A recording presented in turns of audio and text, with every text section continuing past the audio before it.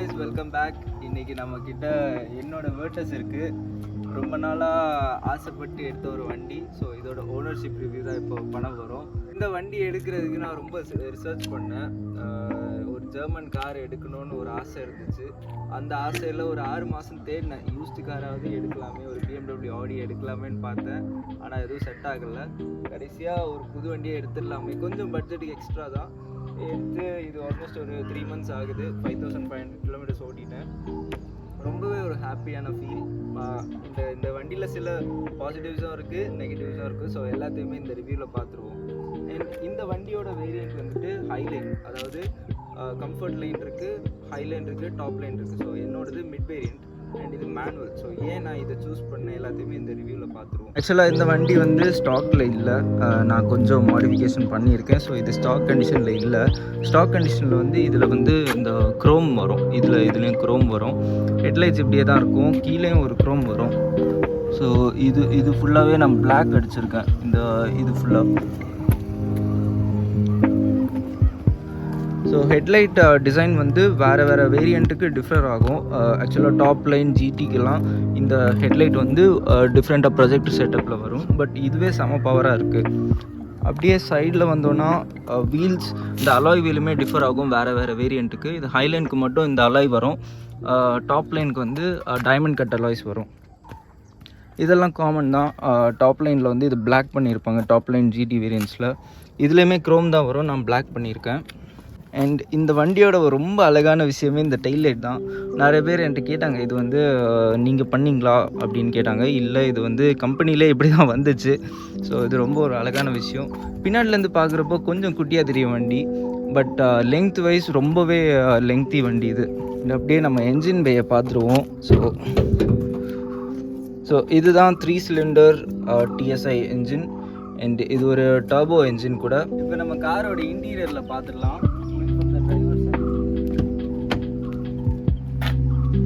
First விஷயம், இந்த seat covers and interior tone. ஆக்சுவலாக இதுதான் ஒரிஜினல் டோன். சீட் கவருமே அந்த கலரில் தான் வந்துச்சு. இங்கே மட்டும் இருக்குது பாருங்கள் ஒரிஜினல். நான் அந்த சீட் கவர்ஸ் போட்டிருக்கேன். இது ஆக்சுவலாக தேவையில்லாத வேலை தான். வெஹிக்கிள் ஸ்டேட்டஸில் வந்து ஏதாவது இஷ்யூஸ் இருக்கான்னு காமிக்கும். டிரைவிங் டேட்டாவில் போயிட்டு இப்படி சேஞ்ச் பண்ணோன்னா மைலேஜ், என்ன ரேஞ்ச் இருக்குது, ட்ராவல் டைம் எல்லாமே வரும். ஸோ டாப் லைன் வேரியண்ட்டில் வந்து இது ஃபுல்லாகவே டிஜிட்டலாக இருக்கும். அதில் என்னெல்லாம் காமிக்கணுமோ அது எல்லாமே இதில் வந்துடும். பாதி அனலாக் இருக்கும், பாதி டிஜிட்டல் இருக்கும். ஸோ இது வந்து ஒரு பெரிய விஷயம் கிடையாது. பிகாஸ் எல்லா டீட்டெயில்ஸுமே நமக்கு தேவையானதெல்லாம் இங்கே வந்துடுது. அப்படியே இங்கே வந்தால் இந்த டிஸ்பிளே. ஸோ இந்த டிஸ்பிளே வந்து ரொம்ப பியூட்டிஃபுல்லாக இருக்குது. Full touch screen. அண்ட் இதில் வந்து நமக்கு டிரைவிங் டேட்டா எல்லாமே வந்துடும். அதில் காமிக்கிறது எல்லாமே இதுலேயும் வரும். ஸோ 3 மெனு இருக்குது: சென்சரி, ஃபியூல், லாங் டைம். அப்படியே கீழே வந்தால் ஏசி. இது வந்து நார்மல் கண்ட்ரோல்ஸ் தான், எல்லா இந்தியன் கார்ஸ்லேயும் பார்க்குறது தான். கீழே வந்து ஒயர்லெஸ் சார்ஜிங், இது வந்து சார்ஜர், ஒயர் சார்ஜர். அப்புறம் button, engine on off. And இது வந்து ஐட்லிங் ஆன் ஆஃப். ஆக்சுவலாக இந்த பிளாஸ்டிக்கோட மெட்டீரியல் வந்து குவாலிட்டி கொஞ்சம் கம்மியாக இருக்குது. நான் ஜெட்டாலேயுமே போலோலையும் பார்த்தப்போ இந்த குவாலிட்டி வந்து ரொம்ப கம்மியாக இருக்குது இந்த வண்டியில். காஸ்ட் கட்டிங் பண்ணியிருக்காங்க. இங்கே வந்துட்டு கொஞ்சம் பட்டன்ஸ் இருக்குது. எல்லாம் இந்த லைட் ஆன் பண்ணுறது, ஆஃப் பண்ணுறது, அந்த மாதிரி சில விஷயங்கள். இந்த சீட்டை வந்து அட்ஜஸ்ட் பண்ணுறதுக்கு இங்கே பட்டன்ஸ் கொடுத்து இங்கே கண்ட்ரோல் இருக்குது. ஸோ இதை ஹைட் எப்படி ஏற்றிக்கலாம், இறக்கிக்கலாம். பட் த ப்ராப்ளம் இஸ், இந்த பட்டன் வந்து இதுதான் சீட்டை ரியர் கொண்டு போகிறதுக்கு. இது ரொம்ப அன்கம்ஃபர்டபுளாக இருக்குது. கையை ஒழுங்காக வச்சு நம்மளால் பண்ண முடியல. அண்ட் ஃப்ரண்ட் பேக் மூவ் பண்ணுறதுக்கு இங்கே இது கொடுத்துருக்காங்க. எல்லாம் நார்மல் கார்ஸ் மாதிரியும் எலக்ட்ரிக்கலி அட்ஜஸ்டட்லாம் கொடுக்கல. I think top line and GT வேரியன்ஸில் அது இருக்குது. இந்த வண்டியோட ப்ராக்டிகாலிட்டி. ஸோ 16 lakhs கொடுத்து இந்த வண்டியை எடுக்கிறோம். இது வந்து ஒரு ப்ராப்பரான ஒரு செடான் ஃபீல் இருக்குது. இப்போது இந்த Volkswagenல நம்ம வேறு கார்ஸ் பார்த்தோம்னா டைகன் இருக்குது, இது இருக்குது. அதே மாதிரி டிகுவான்னு ஒரு மாடல் இருக்குது. ஸோ இதில் இருக்கிறதுலே நமக்கு செடான் மாடல்னு எடுத்தோன்னா வேர்ட்டஸ் மட்டும்தான். காம்படிஷனில் வேறு நிறைய வண்டிகள் இருக்குது. இப்போது ஹோண்டா சிட்டி இருக்குது, வேர்னா இருக்குது, சியாஸ் இருக்குது, அண்ட் வேர்ட்டஸ், ஸ்லாவியா இருக்குது. ஸோ மொத்தம் 5 கார்ஸ் இருக்குது.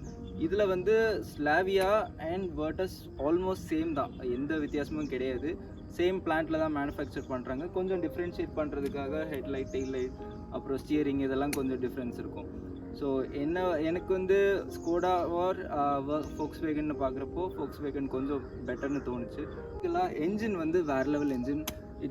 ஒரு 1 லிட்டர் என்ஜின் தான், பட் ஸ்டில் அதோட பர்ஃபார்மன்ஸ் வந்து வேறு. ஸோ இது இனிஷியல் பிக்கப்பு, அப்புறம் அதோட டாப் ஸ்பீட்லாம் வந்து இமேஜின் கூட நான் பண்ணல.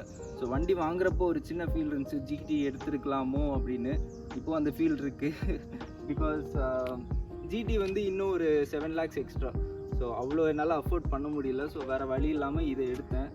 பட் இது வந்து என்னை எங்கேயுமே டிசப்பாயிண்ட் பண்ணலை இப்போ வரைக்கும். Because top speed almost 200 touch பண்ணிட்டேன். எங்கன்னெலாம் கேட்காதீங்க, டாப் ஸ்பீட் 200 இந்த வண்டி போயிடுச்சு. ஸோ 1 லிட்டர் என்ஜின் நம்பி எடுக்கலாம். ஆனால் அதில் வந்து அந்த வைப்ரேஷன்ஸ்லாம் இருக்க தான் செய்யுது. இப்போது இனிஷியலி நம்ம ரொம்ப த்ராட்டில் கொடுத்தோன்னு வைங்களேன், ஆக்சிலேட்டர் நல்லா ஃப்ளோர் பண்ணி போனோன்னா அதோட வைப்ரேஷன்ஸ் நல்லாவே தெரியுது. அண்ட் மைலேஜ் வந்து இப்போ நான் Volkswagen வேர்டஸ் ஓனர்ஸ் கிளப்பில் இருக்கேன் ஃபேஸ்புக்கில். ஸோ அதில் ஓனர்ஸ் போஸ்ட் பண்ணுற மைலேஜ்லாம் பயங்கரமாக இருக்குது. ஆல்மோஸ்ட் 23, 24லாம் போஸ்ட் பண்ணுறாங்க.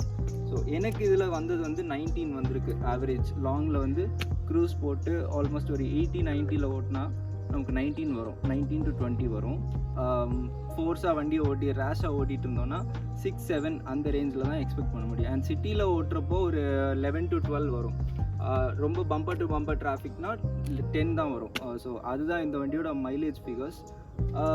நம்ம மைலேஜே மைண்டில் வச்சு ஓட்டினோன்னா ஆல்மோஸ்ட் 20 எடுக்கலாம். பட் ஸ்டில் இந்த வண்டி மைலேஜ்க்கான வண்டி கிடையாது, it's a performance car. So அதை வந்து என்ஜாய் பண்ணி ஓட்டினா தான் இந்த வண்டியோட பர்பஸே சர்வ் ஆகும். அப்புறம் இந்த வண்டியோட கம்ஃபர்ட், ஆக்சுவலாக சஸ்பென்ஷன் வந்து கொஞ்சம் ஸ்டிஃபான சைடில் தான் இருக்குது. நம்ம பாட்ஹோல்ஸ்லலாம் போகிறப்போ அது நல்லாவே வண்டியில் அஃபெக்ட் ஆகும் நமக்கு. பட் ஸ்டில் அது வந்து வண்டியோட ஸ்டெபிலிட்டிக்காக தான் அந்த சஸ்பென்ஷன் அப்படி கொடுத்துருக்காங்க. ஸோ லாங் டிரைவ்ஸில் நீங்கள் போகிறப்போ ஒரு 120, 140ல் போகிறப்போலாம் பாடி ரோல் சுத்தமாக தெரியாது, ஈஸியாக நம்ம டேர்ன் பண்ணி போகலாம். ஸோ அந்த மாதிரி ஒரு கண்ட்ரோல் இந்த வண்டியில் இருக்குது. அதே மாதிரி வண்டியோட ஹைட், இப்போ செடான் நம்ம ஏன் எடுக்க யோசிக்கிறோன்னா, இது வந்து நம்ம இந்தியன் ரோட்ஸில் வந்து 30 தான் போகும் அப்படின்னு ஒரு மைண்ட் செட் நமக்கு இருக்குது. ஸோ அது வந்து ஹோண்டா சிட்டிலெல்லாம் ட்ரூ தான், நிறைய இடத்துல நானே தட்டியிருக்கேன். பட் இந்த வண்டி வாங்கினதுலேருந்து இது வரைக்கும் ஒரே ஒரு வண்டி தான் நான் தட்டியிருக்கேன். அதுவும் நான் கொஞ்சம் யோசிக்காமல் போனனால தான் தட்டினேன். பட் இந்த 5500 கிலோமீட்டர்ஸில் எங்கேயுமே தட்டலை. மோஸ்ட் ஆஃப் த டைம் நான் தனியாக தான் இந்த வண்டியை ஓட்டியிருக்கேன். அதே இது நம்ம ஒரு 4 பேர் 5 பேர் வச்சு ஓட்டினோன்னா வண்டி கொஞ்சம் உள்ளே போகும், ஹைட்டு கம்மியாகும். ஸோ அந்த டைம் கீழே தட்டுறதுக்கு வாய்ப்பு இருக்குது. ஸோ அந்த டைம் மட்டும் நம்ம டேர்ன் பண்ணி எடுத்துகிட்டு போகணும். பட் நான் தனியாக போகிறப்போ எங்கேயுமே இது தட்டினது கிடையாது.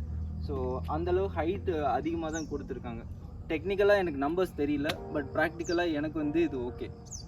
ஃபர்ஸ்ட் 2 மினிட்ஸ்க்கு வண்டி பயங்கரமாக வைப்ரேட் ஆகும். ஸோ அந்த ஒரு ரம்பிள் வண்டியில் நல்லாவே தெரியும். அதுக்கப்புறம் அந்த ஆர்பிஎம் அப்படியே செட்டில் ஆகும். ஸோ வண்டியை வந்து நம்ம டேக் கேர் பண்ணுறப்போ மார்னிங் எப்போ வண்டி எடுக்கிறோமோ இனிஷியல் அட்லீஸ்ட் 1 மினிட் வண்டியை ஓட விட்டுட்டு ஏசி போடாமல் அப்புறமா எடுத்துகிட்டு போகலாம்.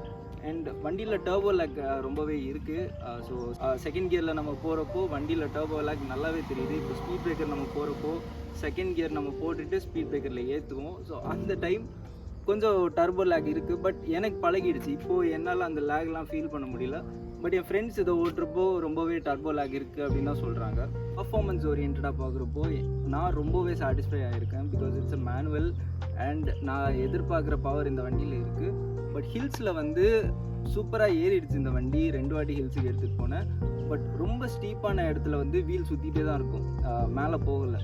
ஸோ அது மேபி நான் ஃபர்ஸ்ட் டைம் இந்த வண்டியை ஓட்டினனால அப்படி ஆச்சோ என்னமோ தெரில. பட் இதுக்கான பவர் வந்து ரொம்பவே இருக்குது. பட் அந்த ஒரு இடத்துல மட்டும் அது ஸ்டக் ஆச்சு, அதுக்கப்புறம் அது போயிடுச்சு. பட் ஸ்டில் நிறைய ஓனர் சொல்லியும் நான் இதை கேள்விப்பட்டிருக்கேன். மேபி 1.5 வந்து இந்த பிரச்சனையெல்லாம் சந்திக்காது, அது பாட்டுக்கு போயிட்டே இருக்கும். How to use this key. So இந்த கீ இருக்குல்ல, இதில் வந்து 3 பட்டன்ஸ் இருக்குது, lock, boot open and unlock. So இது வந்து கீலெஸ் என்ட்ரி. இந்த வண்டிக்கு வந்து கீலெஸ் என்ட்ரி இருக்குது. ஸோ இதை நம்ம யூஸ் பண்ணணும்னு கூட தேவையில்லை. ஜஸ்ட் பாக்கெட்டில் வச்சுக்கிட்டு இந்த பட்டன் இருக்குல்ல, இந்த பட்டன் ப்ரெஸ் பண்ணாலே வண்டி லாக் ஆகிடும். ஸோ இந்த மாதிரி க்ளோஸ் ஆகிடும். என்ஜின் ஆன் ஆஃப் பட்டன் தான் கொடுத்துருக்காங்க. பட் ஸ்டில் இதில் ஒரு சாவி இருக்குது. இது எதுக்குன்னு எனக்கு ரொம்ப நாளாக தெரியல, அப்புறமா தான் கண்டுபிடிச்சேன். இந்த பார்ட்டை வந்து இந்த கீ வச்சு ஓப்பன் பண்ணிக்கலாம். இதை ஓப்பன் பண்ணிட்டா, நான் இப்போ ஓப்பன் பண்ணலை ஏன்னா நான் ரிஸ்க் எடுக்க விரும்பலை. இதில் வந்து ஒரு கீ இருக்கும். ஸோ அது கீ ஹோல் இருக்கும், அதை வச்சு நம்ம வண்டியை ஓப்பன் பண்ணிக்கலாம். ஓப்பன் பண்ணிட்டு சப்போஸ் பேட்ரி டவுன் ஆகிடுச்சு அப்படின்னா இந்த இடத்துல ஒரு சென்சர் மாதிரி இருக்குது. ஸோ இதில் இந்த கீயை வச்சு வண்டி ஸ்டார்ட் பண்ணோன்னா வண்டி ஸ்டார்ட் ஆகிடும். ஸோ அதுக்கு தான் இந்த கீயோட மெயின் யூசேஜ். இது ரொம்ப நாளாக எனக்கு தெரியல, இப்போ தான் கண்டுபிடிச்சேன். இல்லை பூட் ஸ்பேஸ் எப்படி இருக்குன்னு பாருங்கள். நானே ஃபர்ஸ்ட் டைம் பார்க்குறப்போ ரொம்ப ஷாக் ஆகிட்டேன். ஸோ பூட் ஓப்பன் பண்ணுறதுக்கு ரெண்டு ஆப்ஷன் இருக்குது. ஒன்றில் நம்ம கீழே ஓப்பன் பண்ணலாம். ஸோ இந்த கீழே இந்த பட்டனை லாங் ப்ரெஸ் பண்ணோன்னா ஓப்பன் ஆகும். இன்னொன்று சாவி எங்கேயே வச்சுட்டு ஜஸ்ட் இதை ப்ரெஸ் பண்ணாலே ஓப்பன் ஆகிடும். ஸோ இந்த பூட் ஸ்பேஸ் எவ்வளோ லாங்காக இருக்குது பாருங்கள். நான் ஏன் இந்த காரை வாங்கினேன் அப்படின்னு ஒரு கேள்வி நிறைய பேருக்கு இருக்கும். பிகாஸ் நான் ஒரு கார் என்தூசியாஸ்ட், நிறைய கார்ஸ் மாற்றிக்கிட்டே இருந்தேன். ஸோ ஒரு சென்டிமெண்ட் தான். நான் ஃபர்ஸ்ட் டைம் ஒரு புது வண்டி வாங்கினது வந்து ஸ்விஃப்ட். என்னோடய சேலரியில் நான் ஃபர்ஸ்ட் டைம் வாங்கினது வந்து ஸ்விஃப்ட் தான். பட் அது ஒரு 2 வருஷத்துலேயே போர் அடிச்சிருச்சு. 30,000 கிலோமீட்டர்ஸ் ஓட்டிட்டேன், அது ரொம்ப போர் அடிச்சிருச்சு. ஸோ இன்னொரு புது வண்டி வாங்கலாமேன்னு ரொம்ப நாள் தேடிகிட்டே இருந்தேன். வண்டியே அமையல. செகண்ட் ஹேண்ட் வண்டி பார்த்து ஒரு ஃப்ரஸ்ட்ரேஷன் மாதிரி ஆகிடுச்சு. ஏன்னா எல்லாமே 1 lakh மேலே ஓடி இந்த வண்டி தான் இருந்துச்சு. ஸோ BMW, ஆடி எல்லாமே பார்த்து ஃபைனலாக ஓகே ஒரு புது வண்டி பார்ப்போம் அப்படின்னு ஷோரூமாக டெஸ்ட் ட்ரைவ் தான் போனேன். கிறிஸ்டாலேருந்து மஹேந்திரா தார், அப்புறம் என்னென்ன கார் இருக்கோ ஹேரியரு, ஹோண்டா சிட்டி இருக்கிற எல்லா காரையும் டெஸ்ட் ட்ரைவ் பண்ணேன். அதில் நான் யோசித்தேன் என்னோடய யூசேஜுக்கு என்ன செட் ஆகும். மோஸ்ட்டாக நான் ஹைவே தான் போகிறேன், எனக்கு ஃபன் டிரைவிங் வேணும். ஸோ அப்படி பார்க்குறப்போ இந்த செடான் செக்மெண்ட் தான் எனக்கு சூட் ஆனது. ஸோ வேர்டஸ் அண்ட் ஸ்லாவியா இருந்துச்சு. ஸ்லாவியா வந்தப்போ கூட எனக்கு பட்ஜெட் அவ்வளோ அஃபோர்ட் பண்ண முடியல. பட் கொஞ்ச நாள் வெயிட் பண்ணி பார்ப்போமே அப்படின்னு வெயிட் பண்ணப்போ தான் இந்த வேர்டஸ் வந்துச்சு. வந்த உடனே அப்படி ஒரு ஹாப்பி ஃபீல். ஏன்னா வண்டி ஃபஸ்ட் லுக்லேயே லவ் அட் ஃபர்ஸ்ட் சைட் மாதிரி தான். ஃபர்ஸ்ட் டைம் பார்த்தப்போ இந்த ஹெட்லைட்டு, இந்த வண்டியோட டிசைன் எல்லாமே ரொம்ப பிடிச்சிருச்சு. சரி பிடிச்ச வண்டியை எப்படி விடுறது அப்படின்னு கொஞ்ச நாள் சேர்த்து வச்சு வண்டியை புக் பண்ணிட்டேன். இல்லை ஆட்டோமேட்டிக் இருக்குது 80, பட் ஹைலைன் மேனுவலுக்கும் 80க்கும் ஆல்மோஸ்ட் 1.5 lakhs வித்தியாசம். இன்னொரு ரீசன், நான் வண்டி புக் பண்ணுறப்போ தான் இதோட என்கேப் ரேட்டிங் வந்துச்சு 5 star சேஃப்டி. ஸோ சேஃப்டியும் நமக்கு முக்கியம் தானே இந்த வண்டிங்கெல்லாம். 5 star ரேட்டிங் இருந்தால் கொஞ்சம் ஒரு கான்ஃபிடென்ஸோடு போய் மோதலாமே அப்படின்னு தான் இந்த வண்டி சூஸ் பண்ணுறதுக்கு இன்னொரு ரீசன் அது. அதே மாதிரி இந்த வண்டியில் வந்து மியூசிக் சிஸ்டம் எனக்கு ரொம்ப பிடிச்சிருச்சு. ஆக்சுவலாக நான் ஸ்விஃப்ட்டில் வந்து ஃபுல்லாக மாடிஃபை பண்ணியிருந்தேன். ஒரு 35,000 40,000க்கு ஆடியோ சிஸ்டம் போட்டிருந்தேன், JBL, சோனி, எக்ஸ்ப்ளோர்ட் அது இதுன்ட்டு. பட் இதில் இருக்கிற ஸ்டாக் சிஸ்டம் அதுக்கு ஒன்றுமே ஈக்குவல் இல்லை. அந்த JBL சிஸ்டம் என்ன தான் நம்ம போட்டாலும் இந்த குவாலிட்டிக்கு வராது. பிகாஸ் இது அவ்வளோ ப்ரீமியமாக இருக்குது. சரவுண்ட் சிஸ்டம் அது அப்படி கேட்டாலே நமக்கு தலைவலி கூட வராது. அந்த JBL எல்லாம் உட்காந்தா ஒரு ½ an hourலேயே தலைவலி வந்துடும். பாட்டெல்லாம் ஆஃப் பண்ணிட்டு நம்ம போயிடுவோம். பட் இது அப்படி இல்லை, வேறு மாதிரி இருக்குது. பட் அங்கே தான் பிரச்சனையே, நம்ம இதை வந்து மாடிஃபை பண்ண முடியாது. டயரிங்கில் நம்ம எதாவது மாடிஃபை பண்ணுறோம், ஒரு சப்வூஃபர் ஆட் பண்ணுறோன்னா வாரண்ட்டி வராது அப்படின்றவாங்க. அதனால் இப்படியே வச்சு ஓட்டுறது நல்லா தான் இருக்குது. ப்ரைஸுக்கு பார்க்குறப்போ இப்போ ஒரு 2 years கழிச்சு நான் இதே காரை பார்க்குறப்போ மேபி 20 lakhs இருக்கும். இல்லை எலக்ட்ரிக் மூவ் ஆகுறதுனால, எல்லோரும் எலக்ட்ரிக் போகிறதுனால இதுக்கு ரேட்டை ஏற்றிட்டு ஈவன் சிசி டவுன் பண்ணுறதுக்கு வாய்ப்பு இருக்குது. ஸோ இப்போ எதுக்கு இதை மிஸ் பண்ணுவோமே அப்படின்னு சரி 16 lakhs ஓகே பட்ஜெட்டுக்கு அதிகம்தான், சரி ஏதாவது பண்ணி இதை வண்டி எடுத்துருவோமேன்னு தான் எடுத்தேன். இது வந்து நான் புக் பண்ண 2 நாள்லேயே வண்டி ரெடி ஆகிடுச்சு. ஸோ அமௌண்ட்டு கொடுத்தா அடுத்த நாள் வண்டி டெலிவரி. அந்த மாதிரி டக்குன்னு டெலிவரி கொடுக்குறது வந்து நான் எங்கேயுமே பார்த்ததில்ல. ஸோ அது இதோட பெஸ்ட் பார்ட். அண்ட் இன்னொரு டெயில் லைட் ரொம்ப பிடிச்சிருந்துச்சு. ஸோ இதெல்லாம் வச்சு இந்த வண்டியை எடுத்துட்டேன். ஹைலைனுக்கும் டாப்லைனுக்கும் ஒரு முக்கியமான விஷயமே இந்த டாங்கிள் தான். ஜியோ டாங்கிள் ஒன்று கொடுத்துருப்பாங்க. இந்த வண்டியில் அது கிடையாது. ஸோ Volkswagen கனெக்ட் வரும், நம்ம வண்டியை கனெக்டட் காரை யூஸ் பண்ணிக்கலாம், ஃபோன்லேயே ஃபுல்லாக ட்ராக் பண்ணலாம். அந்த ஃபீச்சர் இதில் மிஸ் ஆகுது. அதை நம்ம ஆட் பண்ணணுன்னா 16,000 கேட்குறாங்க அந்த ஒரு டாங்கிளுக்கு. ஸோ அது இல்லாமலே நான் ஓட்டிக்கிறேன்ட்டு இப்படியே ஓட்டிகிட்ருக்கேன். அண்ட் வீல்ஸ் வந்து சேஞ்ச் ஆகும். இது வந்து நார்மல் அலாய், டாப்லைனில் வந்து டைமண்ட் கட் அலாய்ஸ் வரும். இப்போ வண்டியை லான்ச் பண்ண போகிறோம். லான்ச்சிங்க்கு வந்து இந்த ட்ராக்ஷன் ஃபர்ஸ்ட் ஆஃப் பண்ணோம். Traction off, first gear, full drive.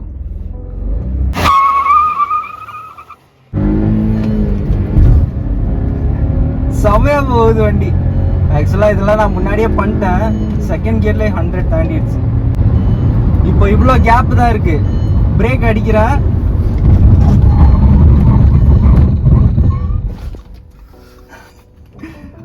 சவ control இந்த வண்டி எடுக்கிறதுக்கான ரீசனே தான் இதோட ஸ்டெபிலிட்டி. செம்ம ஸ்டேபிள் இந்த வண்டி. இந்த மாதிரி குட்டி ஆஃப் ரோடிங்லாம் ட்ரை பண்ணலாம், வண்டி தட்டாது, நம்பி எடுக்கலாம், அது பாட்டுக்கு போயிட்டு இருக்கும். பட் வண்டியில் 4-5 பேர் இருந்தீங்கன்னா அது கஷ்டம்தான். ஆக்சுவலாக ரொம்ப ஹாப்பியாக தான் இருந்தேன் இந்த வண்டியை எடுத்துகிட்டு. பட் சில விஷயங்கள் டிசப்பாயின்மெண்ட் ஆச்சு. ஸோ ஃபர்ஸ்ட் விஷயம் வந்து இட்ஸ் 1 லிட்டர் என்ஜின் தெரிஞ்சு தான் எடுத்தேன். ஸோ அது வந்து சில இடத்துல வந்து எனக்கு ஓகே பவர் பத்தலையோன்னு ஒரு சின்ன ஃபீலிங் வந்துச்சு. அது ஒன்று. செகண்ட் வந்து ஏசி ரொம்ப பிரமாதமாலாம் இல்லை. ஏசி கூலிங் இருக்குது, பட் ரொம்ப வெயிலான இடத்துல போனீங்கன்னா அந்த ஏசியோட பர்ஃபார்மன்ஸ் கம்மியாக இருக்குன்றதை ஃபீல் பண்ணலாம். ஈகன்லேயோ வேர்டஸ் ரீசெண்டாக எடுத்தவங்கள்ட்ட கேட்டிங்கன்னா பிரேக் இஷ்யூ சொல்லுவாங்க. எனக்கும் வந்துச்சு.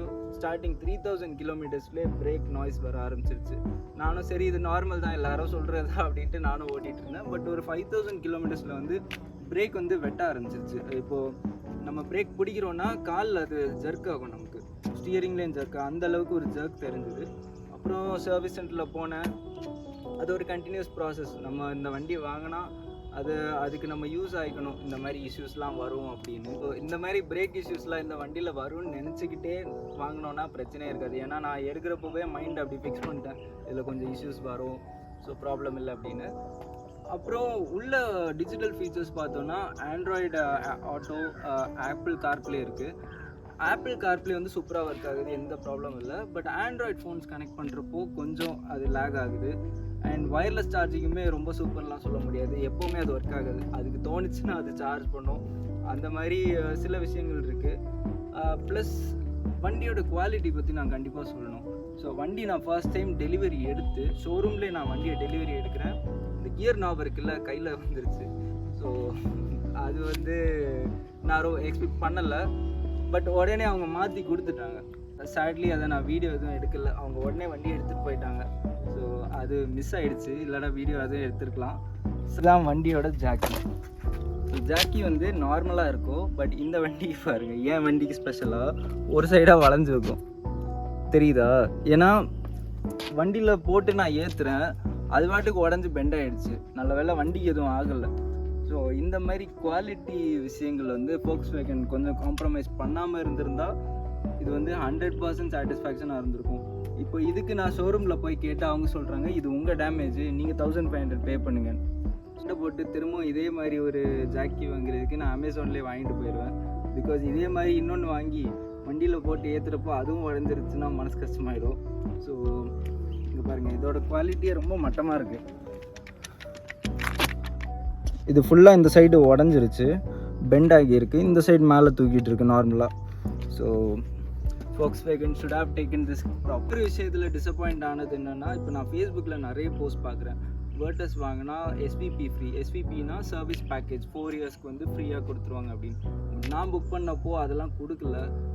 ஆல்மோஸ்ட் 25,000 வருது அந்த பேக்கேஜ் 4 இயர்ஸ்க்கு சர்வீஸ். அண்ட் அதை 1 இயர் கழித்து நம்ம எப்போ வேணாலும் எடுத்துக்கலாம், ஃபர்ஸ்ட் சர்வீஸ்க்கு முன்னாடி. ஸோ அதனால அதை விட்டுருக்கேன். மேபி அது வந்து வாங்குறப்போவே எல்லாருக்கும் அது ஃப்ரீயாக கொடுத்தா ப்ராப்ளம் இல்லை. சில பேருக்கு அது காம்ப்ளிமெண்ட்டாக கொடுக்காம இப்போ மற்ற புதுசாக வரவங்களுக்குலாம் ஃப்ரீயாக கொடுக்குறது வந்து it's not proper way to do it. And Volkswagen cars எடுக்கிறப்போ பெருசாக ஃபீச்சர்ஸ்லாம் நமக்கு வராது. இந்த வண்டியில் வந்து 360 கேமரா அந்த மாதிரி ஆப்ஷன்ஸ்லாம் எதுவுமே இல்லை. ஈவன் அதை வைக்கிறதுக்கான ஆப்ஷன்ஸும் கிடையாது. நான் ஆஃப்டர் மார்க்கெட் வைக்கலாமான்னு பார்த்தேன், அதுக்கான சான்ஸ்லாம் இல்லை. வண்டி எடுக்கிறப்ப இன்னொரு விஷயம் டிசப்பாயிண்ட் ஆச்சு. அதாவது இந்த ஹார்ன் ரொம்ப மட்டமான ஒரு ஹார்னை கொடுத்துருக்காங்க. யூஸ்வலாக ஸ்கோடா Volkswagen ஹார்ன்ஸ் தான் வந்துட்டு ரொம்ப வந்து ரோட்டில் ஃபேன்சியாக இருக்கும் அண்ட் ஈவன் ப்ரீமியமாக இருக்கும். ஆடி எல்லாத்துலேயுமே அந்த ஹார்ன் தான் வருது. பட் இப்போ வர இந்த வண்டிகளில் வந்து அதை மட்டமான குவாலிட்டியில் கொடுத்துருக்காங்க. ஸோ அந்த ஒரிஜினல் ஸ்கோடா ஹார்ன் வாங்குறதுக்கு 4000 ருபீஸ் கேட்டாங்க ஷோரூமில். அதை நம்ம வெளியும் பண்ணக்கூடாதான், வெளியே பண்ணால் வாரண்டி போயிடும் அப்படின்னு 4000 அதுக்கு போயிடுச்சு. ஸோ அது வந்து வண்டி வாங்குறப்போ இந்த மாதிரி விஷயங்கள்லாம் நீங்கள் யோசிப்பீங்கன்னா அதை சேர்த்து எடுத்துருங்க. காஸ்ட்டுக்கு ஆக்சுவலாக ஒரிஜினல் சீட் கவர்ஸு ரொம்ப சூப்பராக இருந்துச்சு. நான் தான் தேவையில்லாமல் இந்த பிளாக் சீட் கவர்ஸ் போட்டு கொஞ்சம் அதை ஸ்பாயில் பண்ணிட்டேன். நீங்கள் எடுக்கிறீங்கன்னா அதே லெதரில் வச்சு யூஸ் பண்ணிக்கோங்க, அது ரொம்ப ப்ரீமியமாக இருந்துச்சு. இப்போ நான் ஃபீல் பண்ணுறேன், பிகாஸ் இதை எடுத்துகிட்டு இப்போது திரும்ப ஸ்டாக்குக்கு கொண்டு வர முடியாது. Going to the service. So first service 1000-1500 கிலோமீட்டர்ஸில் கொடுக்கணும்னு நினைக்கிறேன். அது வந்து ஒரு செக்கப் தான். ஸோ கொடுத்தேன், காலையில் கொடுத்தேன், வாட்டர் வாஷ் பண்ணி கொடுத்தாங்க. காம்ப்ளிமெண்ட்டாக அந்த கார் வாஷு, ஸ்ப்ரே அந்த அந்த ஐட்டம்ஸ்லாம் கொடுத்தாங்க. It was good. Okay, one டேலேயே அது முடிஞ்சிருச்சு. செகண்ட் சர்வீஸ் வந்து 7500 கொடுக்கணும். ஸோ அது இனிமேல் தான் நான் போக போகிறேன். மேபி இந்த பிரேக் இஷ்யூ இதெல்லாமே சொல்லி அது எப்படி வருதுன்னு எனக்கு தெரியல. அதுக்கப்புறம் 15000 கொடுக்கணும். அதுதான் மெயின் சர்வீஸ். ஸோ அதுலேருந்து ஒவ்வொரு 15000க்குமே நம்ம வண்டியை வந்து சர்வீஸ்க்கு விடணும். ஸோ அதுக்கு எவ்வளோ காஸ்ட் வரும்லாம் தெரில. மேபி யாராவது சர்வீஸ் விட்டுருந்தீங்கன்னா ஜஸ்ட் கமெண்ட் பண்ணுங்கள். So I think service package எடுக்கணுமா இல்லை எடுக்காமலே சர்வீஸ் விடலாமான்றது அப்புறம் நான் யோசிக்கிறேன். இப்போ இந்த வண்டி நீங்கள் புதுசாக வாங்குறீங்க அப்படின்னா சில விஷயங்கள் நான் என்னோட அப்சர்வேஷனில் you can keep in mind. So first விஷயம் வந்து வண்டியை டெலிவரி எடுக்கிறீங்க அப்படின்னா டெலிவரி எடுக்கிறப்போ வண்டியோட ஏர் ப்ரெஷரை செக் பண்ணுங்கள். நான் வண்டியை டெலிவரி எடுத்து ஒரு நாள்லேயே நான் சென்னை போயிட்டேன். திருநெல்வேலி டு சென்னை போயிட்டேன். திடீர்னு அந்த ஏர் ப்ரெஷர் வார்னிங் வந்துச்சு. ஏன் இது சம்மந்தமே இல்லாமல் வருதுன்னு பார்த்தா அப்போது நம்ம ஒரு பெட்ரோல் பங்க்கில் போய் செக் பண்ணுறப்போ ப்ரெஷர் 44 இருந்துச்சு. ஸோ யூஸ்வலாக புது வண்டிங்கள் வந்து யார்டில் நிற்கிறனால ப்ரெஷர் அதிகமாக தான் போட்டிருப்பாங்க. நீங்கள் தான் அதை கம்மி பண்ணணும். ஸோ நான் அப்புறமா 4 வீல்லையுமே 32, 33 அப்படின்னு வச்சேன்.